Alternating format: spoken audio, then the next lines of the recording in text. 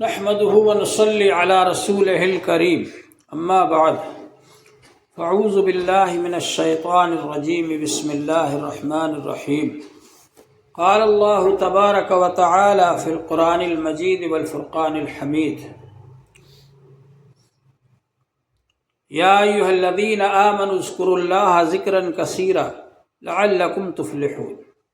محترم حضرات، اللہ جل شانہ کا بڑا کرم ہے، اس کا احسان ہے کہ اس نے ہم لوگوں کو اس مجلس کے اندر جمع فرمایا جو ذکر کی نسبت سے منعقد کی گئی۔ اللہ کے ذکر کی نسبت سے، اللہ کے ذکر کے تعلق سے یہ مجلس منعقد کی گئی ہے۔ نسبت کی وجہ سے کسی چیز کا درجہ بہت اونچا ہو جاتا ہے۔ ایک عام مجلس ہے، ایک گانے کی مجلس ہے، ایک کسی اور طرح کی مجلس ہے، لیکن اگر اللہ کی نسبت سے، اللہ کے ذکر کی نسبت سے وہ مجلس منعقد کی جائے تو اس کا درجہ بہت اونچا ہو جاتا ہے۔ جیسے ایک تو وہ اینٹ ہے جو اینٹ کے مسجد میں لگائی گئی، اور ایک وہ اینٹ ہے جو اینٹ بیت الخلاء میں لگائی گئی۔ تو مسجد میں جو اینٹ لگی ہے اس کا درجہ بہت اونچا ہو گیا، اور جو اینٹ بیت الخلاء میں لگی ہے اس کا درجہ بہت کم ہو گیا، ادنا ہو گیا۔ تو نسبت اور تعلق کی وجہ سے بہت اونچا درجہ ہو جاتا ہے۔ اللہ جل شانہ نے نسبت کی وجہ سے مسجدوں کو بڑا درجہ عطا فرمایا۔ مسجدیں سب کی سب بیت اللہ شریف سے ملا کر اور جنت میں پہنچا دی جائیں گی، اتنا اونچا درجہ ہے مسجد کا۔ تو کیوں ہے کہ یہ اللہ کا گھر ہے۔ ان المساجد للہ، یہ مسجدیں اللہ کی ہیں، تو اللہ تبارک و تعالیٰ کا گھر ہے وہ۔ تو اللہ کے ذکر کے لیے جو مجلس منعقد کی جائے اس کا درجہ ساری مجلسوں سے بڑھ کر ہے۔ حضور پاک صلی اللہ علیہ وآلہ وسلم نے ارشاد فرمایا کہ ایسی جو مجلس ہوتی ہے اللہ کے ذکر کی مجلس، اس مجلس کے اندر اللہ کے فرشتے آتے ہیں، فرشتے گھیر لیتے ہیں اس کو، حفتہم الملائکہ، فرشتے گھیر لیتے ہیں، اور غشیتہم الرحمہ، اللہ کی رحمت ڈھانپ لیتی ہے۔ وَنَزَلَتْ عَلَيْهِمُ السَّكِينَةُ، اور سکینہ نازل ہوتی ہے ایسی مجلس کے اوپر۔ سکینہ کیا ہے؟ دل کا سکون ہے۔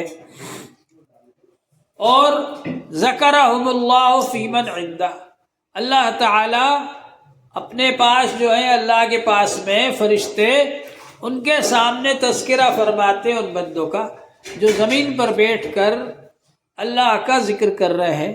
اللہ جل شانہ عرش پر ان کا ذکر فرماتے ہیں فرشتوں کے سامنے۔ کتنے مبارک ہیں وہ لوگ جن کا اللہ تبارک و تعالی ذکر فرمائے فرشتوں کے سامنے۔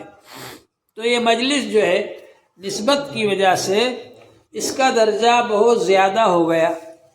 اللہ کا نام، وَاذْكُرِ اسْمَ رَبِّكَ وَتَبَتَّلْ إِلَيْهِ تَبْتِيلًا، اللہ کا نام لیجئے اور سب سے کٹ کر، سب سے ہٹ کر صرف اللہ تعالیٰ سے رجوع کیجئے، اللہ تعالیٰ سے جڑ جائیے، اللہ تعالیٰ سے تعلق قائم کیجئے۔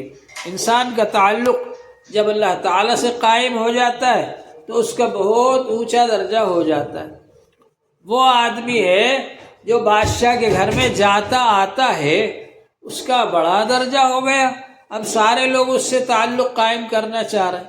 وہ آدمی ہے جو کسی منتری کا ڈرائیور ہے تو لوگ اس سے تعلق قائم کرنا چاہتے ہیں کہ بھائی یہ تو بہت اونچے درجے کا آدمی ہے، اگر اپن کو کوئی کام ہوگا تو اس کے ذریعے سے ہو جائے گا۔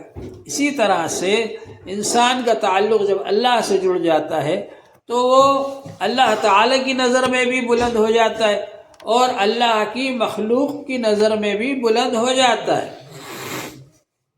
حدیث پاک میں آتا ہے کہ اللہ تبارک و تعالی جب کسی بندے سے محبت فرماتے ہیں تو اللہ تبارک و تعالی جبرائیل علیہ السلام سے فرماتے ہیں کہ جبرائیل فلاں بندے سے میں محبت کرتا ہوں، تم بھی اس سے محبت کرو۔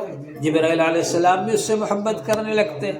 پھر جبرائیل علیہ السلام فرشتوں سے فرماتے کہ فلاں بندے سے اللہ تعالی محبت کرتے ہیں اور میں بھی محبت کرتا ہوں اور تم بھی اس سے محبت کرو، تو فرشتے بھی اس سے محبت کرنے لگ جاتے ہیں۔ پھر اس کے بعد میں یوزع لہ القبول فی اہل الارض، اہل زمین کے اندر اس کی مقبولیت ہو جاتی ہے۔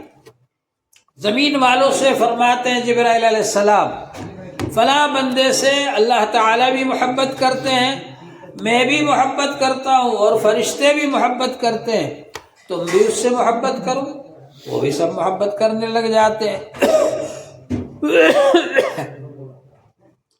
اللہ تعالیٰ نے فرمایا یحبہ ویحبونہم، اللہ تعالیٰ اس بندے سے محبت فرماتے اور اللہ کے بندے اللہ سے محبت رکھتے ہیں۔ پہلے یحبہ فرمایا، پھر یحبونہم فرمایا، یعنی اللہ تعالیٰ بندوں سے محبت رکھتے ہیں۔ وہ بندے اللہ تعالیٰ سے محبت رکھیں یا نہ رکھیں، اللہ تعالیٰ محبت رکھتے ہیں، اور جب اللہ تعالیٰ اس سے محبت رکھتے ہیں تو بندے بھی اللہ تعالیٰ سے محبت رکھتے ہیں۔ والذین آمنوا اشد حبا للہ، ایمان والے سب سے زیادہ محبت اللہ تعالیٰ سے رکھتے ہیں۔ غیر لوگ ان کے معبودوں سے محبت رکھتے ہیں، لیکن ان سے بھی زیادہ، ان سب سے زیادہ محبت ایمان والے اللہ تعالیٰ سے رکھتے ہیں۔ تو ایمان خود اس بات کا تقاضا کرتا ہے کہ آدمی اللہ تعالیٰ سے سب سے زیادہ محبت رکھے۔ حدیث پاک میں آتا ہے ثلاث من کن فیہ وجد بہن حلاوت الایمان، تین چیزیں جس شخص میں ہوں گی وہ ایمان کی مٹھاس کو پالے گا۔ ہم لوگوں کو مٹھائی کی مٹھاس معلوم ہے، جلیبی کی یہ مٹھاس ہے، برفی کی یہ مٹھاس ہے، بالوشاہی کی یہ مٹھاس ہے، قلاقند کی یہ مٹھاس ہے، کیونکہ ہم ان کو کھاتے ہیں۔ اور اللہ والوں کو معلوم رہتا ہے قرآن پاک کی تلاوت کی کیا حلاوت ہے، کیا مٹھاس ہے، ذکر کی کیا مٹھاس ہے، کیا حلاوت ہے، یہ اللہ والوں کو معلوم رہتا ہے۔ تو اسی طرح سے ایمان کی ایک مٹھاس، حضور صلی اللہ علیہ وآلہ وسلم نے فرمایا ثلاث من کن فیہ وجد بہن حلاوت الایمان، تین چیزیں جس شخص میں ہوں گی وہ ایمان کی مٹھاس کو پالے گا۔ سب سے پہلی چیز کیا ہے کہ اللہ تعالی سے اور اللہ کے رسول صلی اللہ علیہ وسلم سے اتنی محبت کرے کہ کسی سے ویسی محبت نہ کرے۔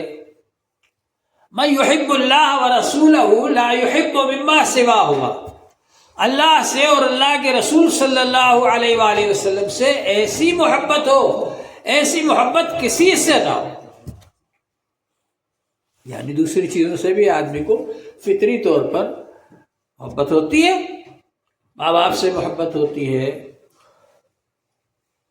بچوں سے محبت ہوتی ہے، بیوی سے محبت ہوتی ہے، بہن بھائیوں سے محبت ہوتی ہے، اہل خاندان سے ہوتی ہے، پڑوسیوں سے ہوتی ہے، لیکن اللہ سے اور اللہ کے رسول صلی اللہ علیہ وآلہ وسلم سے جتنی محبت ہو کسی سے اتنی محبت نہ ہو، نمبر ایک۔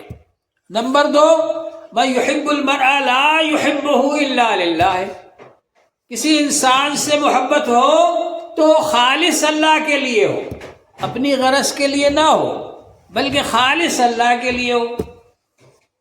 فلاں آدمی سے مجھ کو 100 روپے لینا ہے، روزانہ جا کر سلام کر رہا ہوں، مل گئے 100 روپے، غائب ہو گیا، نہیں ملے تب بھی غائب ہو گیا، غرض ہی پوری نہیں ہوئی۔ ہم لوگوں کی جو محبت ہوتی ہے وہ اپنی غرض کے لیے ہوتی ہے، لیکن جب اللہ کے لیے محبت ہوگی تو وہ دنیا میں بھی قائم رہے گی اور آخرت میں بھی قائم رہے گی۔ الاخلاء بعضهم لبعض عدو الا المتقین، وہاں پر دوست بچھڑ جائیں گے لیکن جو تقوی والے ہیں، جو اللہ کے لیے محبت رکھتے ہیں، وہ وہاں بھی دوستی قائم رکھیں گے۔ اللہ تعالیٰ فرمائیں گے این المتحابون فیہ، وہ دو محبت کرنے والے کہاں ہیں جو خالص میری وجہ سے محبت کرتے تھے؟ الیوم اظلہم فی ظلی یوم لا ظل الا ظلی، آج میں ان کو اپنے عرش کے سائے میں جگہ دوں گا جبکہ میرے عرش کے علاوہ کوئی اور سائے کی جگہ نہیں۔ تو وہ محبت وہاں بھی قائم رہے گی۔ اگر ایمان کی وجہ سے ہے، اخلاص کی وجہ سے ہے، اللہ کے لیے ہے محبت، تو وہاں بھی قائم رہے گی۔ تو ایمان کی مٹھاس پانے کے لیے تین چیزیں ضروری ہیں۔ نمبر ایک، اللہ سے اور اللہ کے رسول صلی اللہ علیہ وآلہ وسلم سے سب سے زیادہ محبت ہو۔ نمبر دو، انسان سے، کسی انسان سے اگر محبت ہو خالص اللہ کے لیے ہو۔ نمبر تین، من یکرہ ان یعود فی الکفر کما یکرہ ان یلقا فی النار، کفر کا کام کرنا، کفر کی بات کرنا اتنی ناپسند ہو، اتنی ناگوار ہو جیسا کہ آگ میں ڈالا جانا ناپسند ہے۔ کوئی آدمی اس بات کو برداشت نہیں کر سکتا کہ اس کی انگلی کو آگ میں ڈال دیا جائے۔ انگلی تک آگ میں نہیں ڈال سکتا آدمی، تو اگر پورے آدمی کو آگ میں ڈال دیا جائے کتنی تکلیف ہوگی، کوئی برداشت نہیں کر سکتا۔ ایسا ہی کفر کا کام کرنا اور کفر کی بات کرنا آدمی کو ناپسند ہونا چاہیے، ناگوار ہونا چاہیے۔ یہ تین چیزیں اگر اس میں ہیں تو وہ ایمان کی مٹھاس کو پا لے گا۔ تو میں کہہ رہا تھا کہ اللہ تبارک و تعالیٰ سے محبت رکھنا چاہیے۔ تو جس طرح سے مسجد کے اندر، مسجد کا تعلق اللہ سے قائم ہونے کی وجہ سے مسجد کے اندر عظمت آ گئی، بزرگی آ گئی، فضیلت آ گئی کہ وہاں جو نماز پڑھی جائے گی 27 نمازوں کے برابر اجر و ثواب ہے۔ جماعت کے ساتھ مسجد میں جو نماز پڑھی جائے گی اس کا اجر و ثواب 27 درجے زیادہ ہے۔ جامع مسجد کے اندر جو نماز پڑھی جائے گی اس کا اجر و ثواب 500 نمازوں کے برابر ہے۔ بیت اللہ شریف میں جو نماز پڑھی جائے گی اس کا اجر و ثواب 1,00,000 نمازوں کے برابر ہے۔ اور مسجد نبوی میں جو پڑھی جائے گی اور مسجد اقصی میں ایک نماز کا ثواب 50,000 نمازوں کے برابر ہے۔ اللہ سے تعلق زیادہ ہے، اس وجہ سے اللہ تبارک و تعالی نے اس کی فضیلت کو بڑھا دیا۔ اسی طرح سے جو بندہ اللہ کا ذکر کرتا ہے اس کے دل میں اللہ کی محبت پیدا ہو جاتی ہے، اور پھر اللہ تعالیٰ بھی اس سے محبت کرنے لگتے ہیں، تو اس کا درجہ بھی اللہ تعالیٰ بڑھا دیتے ہیں۔ تمام فرشتوں کی نظر میں اور تمام انسانوں کی نظر میں اس کا درجہ بڑھا دیا جاتا ہے، جیسا کہ ابھی میں نے آپ کو حدیث پاک سنائی۔ تو اللہ کا ذکر بہت قیمتی چیز ہے، بہت اعلیٰ درجے کی چیز ہے۔ انسان کو ذکر الہی ہر وقت کرتے رہنا چاہیے۔ جب انسان ذکر کرتا رہتا ہے تو پھر ایک درجہ آتا ہے ذکر پاس انفاس کا، کہ کوئی سانس اللہ کے ذکر کے بغیر نہ گزرے، ہر وقت اللہ کا ذکر کرتا رہے۔ اندر سانس لے رہا ہے اللہ، باہر سانس نکل رہی ہے اللہ، تو اس طرح سے اللہ اللہ اللہ اللہ وہ اپنی سانس کے ذریعے ہر وقت کہتا رہتا ہے۔ اندر سانس لے رہا ہے اللہ اللہ، اور باہر سانس نکال رہا ہے اللہ۔ اس طرح سے وہ ہر سانس پر 2 بار کہہ رہا ہے، اور بعض لوگ مشق کر لیتے اور زیادہ بھی کہتے۔ پاس انفاس کے ذریعے اللہ کا ذکر کرتا ہے، دل کے ذریعے اللہ کا ذکر کرتا ہے، کہ اگر زبان خاموش بھی ہے تو دل اللہ کا ذکر کر رہا ہے۔ ذکر قلبی کہتے ہیں اس کو، دل ذکر کر رہا ہے اللہ تبارک و تعالی کا۔ اسی طرح سے آہستہ آہستہ آدمی پھر اس درجے پر پہنچ جاتا ہے کہ اس کے اعضاء اور جوارے بھی اللہ کا ذکر کرنے لگتے ہیں۔ سارے اعضاء اور جوارے سے اللہ اللہ کی صدا آنے لگتی ہے، اللہ کا ذکر کرنے لگتا ہے، اور پھر اس کو جہاں بھی رہتا ہے وہاں در و دیوار میں سے، پہاڑوں میں سے، درختوں میں سے، سب میں سے اللہ اللہ کی آواز آتی ہے۔ یہ سلطان الاذکار کہلاتا ہے، سب سے بڑا ذکر، کہ جب آدمی وہ ذکر کرتا ہے تو صرف اس کی زبان ذکر نہیں کرتی، صرف اس کا دل ذکر نہیں کرتا، بلکہ اس کے اعضاء اور جوارے بھی اللہ کا ذکر کرتے ہیں، بلکہ پاس میں در و دیوار اور درخت اور پہاڑ، ان سب سے اس کو اللہ کی آواز آتی ہے۔ اِن مِّن شَيْءٍ إِلَّا يُسَبِّحُ بِحَمْدِهِ وَلَٰكِن لَّا تَفْقَهُونَ تَسْبِيحَهُ، کوئی چیز ایسی نہیں ہے جو اللہ کا ذکر نہ کرتی ہو، لیکن تم اس کی آواز کو سن نہیں پاتے، سمجھ نہیں پاتے۔ ہر چیز اللہ کا ذکر کرتی ہے، اللہ والے سن لیتے ہیں، سمجھ لیتے ہیں۔ حضرت مولانا احمد صاحب لاہوری رحمۃ اللہ علیہ ایک بہت بڑے بزرگ گزرے ہیں، ابھی قریب میں ان کا انتقال ہوا۔ ان کو دیکھنے والے بزرگوں کو ہم نے دیکھا ہے۔ تو حضرت مولانا احمد صاحب لاہوری رحمۃ اللہ علیہ کے بارے میں یہ ہے کہ وہ کہا کرتے تھے کہ میں سب چیزوں کا ذکر سنتا ہوں، سب چیزوں کا ذکر ان کو سنائی دیتا تھا۔ ایسے اللہ والے گزرے ہیں۔ تو آدمی ذکر کرتا رہے اللہ تعالیٰ کا، ذکر کرتے کرتے ترقی ہوتی ہے، اور ترقی اس وقت ہوگی جب پابندی سے کریں گے۔ یہ نہیں کہ ایک دن تو آپ نے 12 تسبیح کا ذکر کر لیا اور دوسرے دن 7 تسبیح کا ذکر کر لیا اور تیسرے دن وہ بھی غائب۔ تو اس طرح سے اگر پابندی نہ کی جائے تو اس کا اثر ختم ہو جاتا ہے۔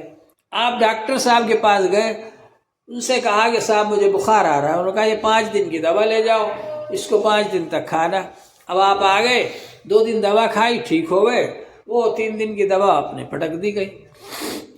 اس کے بعد پھر بخار آ گیا، پھر پہنچ گئے ڈاکٹر صاحب کے پاس، تو انہوں نے کہا آپ نے 5 دن دوا نہیں کھائی، اگر آپ 5 دن دوا کھاتے جراثیم سب ختم ہو جاتے۔ آپ نے 2 دن دوا کھائی تو وہ جراثیم کچھ کم ہو گئے تھے، آپ سمجھے بخار ختم ہو گیا۔ پھر اس کے بعد میں آپ نے دوا کھانا چھوڑ دی، ڈبل سے بخار آ گیا، دوبارہ آ گیا۔ تو کوئی بھی دوا ہو اس کو پابندی سے کھایا جاتا ہے جب وہ دوا پورا فائدہ کرتی ہے۔ اسی طرح سے آدمی کو کھانا روزانہ کھانا پڑتا ہے۔ اگر کوئی آدمی یہ سوچے کہ میں صبح نہ کھاؤں، دوپہر میں نہ کھاؤں، ڈاکٹر لوگ کہتے ہیں جو صبح ناشتہ نہیں کرے گا اس کو بڑھاپا جلدی آئے گا۔ اب آدمی اس میں بہادری سمجھتا ہے کہ صاحب دیکھا میں نے آج کھانا ہی نہیں کھایا دن بھر۔ ارے بھائی، انسان کا تقاضا ہے، بدن کا تقاضا ہے، کھانا کھائیے آپ پابندی سے تاکہ آپ کو کمزوری نہ ہو۔ شروع میں آدمی کو لگتا نہیں ہے کہ کمزوری ہوئی کہ نہیں ہوئی، لیکن بہرحال کھانے کا ناغہ کرنے سے کمزوری ہوتی ہے۔ تو اسی طرح سے ذکر کا ناغہ کرنے سے نقصان ہوتا ہے۔ آدمی چاہیے سمجھے کہ مجھے کوئی اثر نہیں پڑا، لیکن اثر پڑتا ہے، اس سے اس کا نقصان ہوتا ہے، اور جو ترقی ہونا چاہیے وہ ترقی اتنی نہیں ہو پاتی، کمزوری ہو جاتی ہے روح کے اندر جو ترقی ہونا چاہیے، جو طاقت آنا چاہیے، وہ طاقت نہیں آ پاتی ناغے کرنے سے۔ اس لیے جس طرح سے ہم کھانا پابندی سے کھاتے ہیں، اسی طرح ہم ذکر پابندی سے کریں۔ ہمارے حضرت مفتی محمود صاحب رحمۃ اللہ علیہ سے آ کر کوئی کہتا ہے کہ حضرت پابندی نہیں ہو پاتی ذکر کی، ناغہ ہو جاتا ہے، تو حضرت فرماتے جس دن ذکر کا ناغہ ہو جائے اس دن ناشتہ مت کرنا۔ اب آدمی پابندی کرے گا، کیونکہ ناشتے کی تو پابندی کرنا ہی ہے۔ جب ناشتہ نہیں بھول سکتے، ناشتے کی پابندی کرنا ہے تو ذکر کی بھی پابندی ہو جائے گی۔ ابھی کل میں نے ایک جگہ جمعہ پڑھایا، اور جمعے کے بعد ایک صاحب میرے پاس آئے اور کہنے لگے کہ میں نے ایک خواب دیکھا ہے، اس کی تعبیر آپ سے پوچھنا ہے۔ میں نے کہا ہاں بھائی پوچھیے۔ کہنے لگے میں نے خواب یہ دیکھا ہے کہ میرا انتقال ہو گیا، اور انتقال ہونے کے بعد میں جا رہا ہوں تو پہلے تو ایسے ہی بہت سارے خراب قسم کے لوگ دکھے، ان کے بیچ میں سے میں گزر کر چلا گیا، پھر بہت سارے اچھے لوگ دکھے مجھے، پھر ان کے درمیان میں سے میں گزر رہا ہوں، اور میں کہہ رہا ہوں کہ مجھے اللہ تعالیٰ سے ملنا ہے، اللہ سے ملاقات کرنا ہے۔ تو کیا میں بہت دور تک چلا گیا، اور پھر جب عرش کے قریب جانے لگا میں تو مجھے روک دیا گیا، اور یہ کہا کہ تو ذکر نہیں کرتا، تیری ملاقات نہیں ہوگی اللہ تعالیٰ سے۔ یہ آواز آئی اور میری نیند کھل گئی۔ تو اس کا کیا مطلب ہے؟ میں نے کہا بھائی تم کسی سے بیعت ہو؟ کہ آپ سے ہی تو بیعت ہو۔ میں نے کہا اچھا، مجھے تو پتہ ہی نہیں کہ آپ کب سے مجھ سے بیعت ہیں۔ میں نے کہا بھائی ذکر کرتے ہو؟ ہاں کرتا ہوں کبھی کبھی۔ تو میں نے کہا بھائی پابندی سے کرو، اللہ کا ذکر پابندی سے کرنا چاہیے۔ تو اس خواب سے یہ معلوم ہوا کہ اللہ تعالیٰ سے ملاقات ہوتی ہے ذکر کرنے والوں کی، اور اللہ نہ کرے اگر کوئی پابندی نہ کرے ذکر کی تو پھر اللہ تعالیٰ سے ملاقات نہیں ہوگی، روک دیا جائے گا، جیسے اس آدمی کو روک دیا گیا۔ تو ذکر کی پابندی کریں، یہ کوشش کریں کہ ہم یہ تسبیحات ایک ایسا وقت مقرر کریں جو کہ آپ کا فرصت کا وقت ہو، جس میں کہ پابندی ہو جائے، اور اس وقت یہ تسبیحات آپ پڑھتے رہا کریں، پابندی سے پڑھیں ہر روز، تاکہ اس پر عمل ہو جائے۔ اور جب کسی چیز پر پابندی ہو جاتی ہے، خیر العمل ما دیم علیہ، بہترین عمل وہ ہے جس کی پابندی کی جائے۔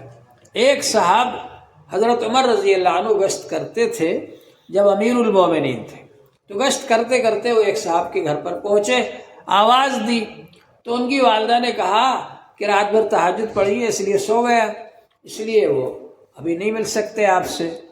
اور حضرت عمر رضی اللہ عنہ فجر پڑھا کر گئے تھے، تو حضرت عمر رضی اللہ عنہ نے کہا کہ میں عشاء پڑھ کر سو جاؤں اور فجر جماعت کے ساتھ پڑھوں، یہ مجھے زیادہ پسند ہے، اس کے مقابلے میں کہ رات بھر میں تہجد پڑھوں اور صبح فجر بھی چھوٹ جائے۔ تو خیر العمل ما دیم علیہ وإن قل، عمل چاہے تھوڑا ہو لیکن اس کی پابندی ہو، ہمیشہ ہو۔ تھوڑا عمل جتنی آپ پابندی کر سکیں اس کو کریں، اور اس کو پابندی کے ساتھ کریں، تو انشاءاللہ تعالی اس کا زیادہ فائدہ ہوگا۔ اور ہمارے بزرگوں نے تو تصوف کو بہت آسان کر دیا۔ پرانے زمانے میں تو بڑے مجاہدات کروائے جاتے تھے، روزے رکھوائے جاتے تھے، مجاہدات کروائے جاتے تھے، اور اب ان بزرگوں نے بہت آسان کر دیا کہ بھئی رمضان کے روزے وہی کافی ہیں، رمضان میں ہی اعتکاف کر لو، رمضان میں ہی ہمارے پاس آ جاؤ۔ وہ رمضان کے روزوں ہی سے کام چلا دیتے ہیں۔ اسی طرح سے نمازوں کا اہتمام اور فرائض کے ساتھ میں نوافل کا بھی اہتمام، بہت سارے حضرات نوافل بہت سی بتاتے تھے، اب یہ بزرگان دین تو کہتے ہیں کہ وہی نوافل پڑھ لو کم سے کم، کہ جو سنتیں پڑھی جاتی ہیں، نفلیں پڑھی جاتی ہیں نماز کے ساتھ، فرائض کے ساتھ، وہی ادا کر لو کم سے کم۔ تو اسی طرح سے ہمارے بزرگوں نے یہ تصوف کو موجودہ دور کے اندر بہت آسان کر دیا، کیونکہ اب آج کل نہ تو ویسے اعضاء اور جوارے ہیں، نہ ویسی طاقتیں ہیں، نہ ویسی ہمتیں ہیں، نہ اتنی فرصت ہے لوگوں کو کہ زیادہ وقت دے سکے۔ تو اس لیے ہمارے بزرگوں نے تصوف کو آسان کر دیا کہ آسانی کے ساتھ اللہ تعالیٰ سے تعلق جڑ جائے۔ بہرحال جیسا بھی ہے، جتنا بھی بتا رہے ہیں عمل، اس پر بھی اگر ہم نے پابندی کر لی تو انشاءاللہ تعالیٰ یہ بھی ہماری روحانی ترقی کے لیے کافی ہوگا۔ پرانے حضرات تو روحانی ترقی کے لیے بہت کچھ بتاتے تھے۔ اسی طرح سے حضرت تھانوی رحمۃ اللہ علیہ کے یہاں تو یہ تھا بھائی پہلے اخلاق کی اصلاح کراؤ، اخلاق کی اصلاح پہلے، اس کے بعد پھر ذکر بتاتے تھے۔ اخلاق کی اصلاح پہلے کراؤ، روزانہ آؤ، روزانہ اپنے حالات بتاؤ کیا حالات ہیں، اور پھر اس کا حضرت جواب لکھتے تھے یا زبانی بتاتے تھے کہ اب اس کو یہ کرنا ہے، اب یہ کرنا ہے، اب وہ کرنا ہے، اور اس کے بعد پھر یہ بتاتے تھے کہ ٹھیک ہے اب جا کر کے بیعت ہو جاؤ، اب جا کر کے ذکر کرو، اب جا کر کے۔ تو بزرگوں کے مختلف طریقے ہیں، اور ہمارے یہاں یہ ہے کہ بھائی چلو شروع میں ذکر بتا دیتے، لیکن ذکر کرتے کرتے اتنا ذکر ہو جائے، اتنی کثرت ہو جائے ذکر کی کہ وہ بری عادتیں چھوٹتی چلی جائیں۔ اصل مقصد تو ہے بری عادتوں کو چھڑانا۔ دور حاضر کے اندر مشکل یہ ہے کہ اب ایسے اللہ والے نہیں رہے جو کہ بزرگوں وہ بری عادتوں کو چھڑا دیں اور ان سے تعلق بھی نہیں جوڑتے ہم۔ پرانے زمانے میں ایسے اللہ والے تھے کہ ان کی نظر سے آدمی بری عادتیں چھوڑ دیتا تھا۔ ایک صاحب بہت بڑے عالم تھے، وہ فرماتے تھے حضرت شیخ الحدیث مولانا زکریا صاحب رحمۃ اللہ علیہ کی مجلس میں جاتے ہوئے مجھے ڈر لگتا صاحب کش بزرگ ہیں، پتہ نہیں میری کون سی بری عادت ان کو ظاہر ہو جائے اور وہ مجھے ڈانٹ دیں، کیونکہ حضرت کوئی تقریر واعظ نہیں فرماتے تھے، بس ڈانٹتے ہی تھے۔ مسافے کے وقت جو مسافہ کرنے آیا اس کو ڈانٹ دیا، کیوں ایسا کرتے ہو؟ تو وہ فرماتے تھے، بہت بڑے عالم تھے، ہمارے استاذ بھی تھے، وہ فرماتے تھے حضرت شیخ رحمۃ اللہ علیہ کی مجلس میں جاتے ہوئے مجھے ڈر لگتا ہے کہ پتہ نہیں میری کون سی بری عادت حضرت کے سامنے ظاہر ہو جائے اور حضرت ڈانٹ دے۔ تو فرماتے تھے کہ جب میں حضرت شیخ کی مجلس میں جاتا ہوں تو راستے میں سے استغفار شروع کر دیتا ہوں، استغفار پڑھتے پڑھتے جاتا ہوں کہ اللہ تعالیٰ آپ میری غلطیوں کو، میرے گناہوں کو پہلے سے ہی معاف فرما دیجئے، تاکہ جب میں حضرت کے پاس جاؤں تو ان کو میرا کوئی گناہ نظر نہ آئے۔ تو ایسے اللہ والے تھے کہ ان کی نظر سے آدمی ڈرتا تھا اور گناہ چھوڑ دیتے تھے۔ اور پہلے لوگ جماعت میں بھی جاتے تھے تو ایسے لوگ تھے جماعت کے اندر بھی کہ اگر ان کے ساتھ آپ 3 دن بھی لگا دو تو آدمی کا رخ صحیح ہو جاتا تھا، اللہ کی طرف رخ ہو جاتا تھا، گناہ چھوٹ جاتے تھے، برائیاں چھوٹ جاتی تھی، آدمی اللہ سے ڈرنے لگتا تھا، اللہ سے تعلق مضبوط ہو جاتا تھا۔ لیکن اب سبھی جگہوں پر کمزوری آ گئی۔ ظاہر ہے کہ پہلے سونے کا سکہ چلتا تھا، اب کاغذ کا روپیہ چلتا ہے، تو سبھی جگہ کمزوری آتی چلی جا رہی۔ حضرت قاری طیب صاحب رحمۃ اللہ علیہ سے ایک صاحب نے کہا کہ حضرت اب پہلے جیسے بزرگ نہیں رہے، تو حضرت قاری طیب صاحب رحمۃ اللہ علیہ نے فرمایا پہلے سونے کا سکہ چلتا تھا، اب کاغذ کا روپیہ چلتا ہے۔ تو ظاہر بات ہے کہ اب آپ یہ چاہیں کہ سونے کا سکہ تلاش کر کے لاؤں اور اسی کو چلاؤں تو ایسا تو نہیں ہوگا، کاغذ کے روپیے سے ہی آپ کو اپنا کام چلانا پڑے گا۔ تو بہرحال اللہ والے جیسے بھی ہے ہم ان کے پاس رہیں، بیٹھیں، اپنی اصلاح کرائیں، اپنے حالات بتائیں کہ میرے اندر یہ خرابی ہے، اس کا کیا علاج ہے، تو انشاءاللہ تعالی ہماری برائیاں بھی چھوٹ جائیں گی۔ حضور پاک صلی اللہ علیہ وآلہ وسلم نے فرمایا المہاجر من حجر ما نہى اللہ عنہ، مہاجر وہ ہے جو ان کاموں کو چھوڑ دے جن سے اللہ تعالیٰ نے منع فرمایا۔ صرف گھر بار چھوڑ کر کہیں چلا جائے آدمی، اس کا نام مہاجر نہیں ہے، بلکہ مہاجر وہ ہے جو کہ ان برائیوں کو چھوڑ دے جو برائیاں اس کے اندر ہیں جن سے اللہ نے منع کیا۔ اللہ جل شانہ ہم سب کو اس کی توفیق عطا فرمائے۔ وآخر دعوانا ان الحمد للہ رب العالمین۔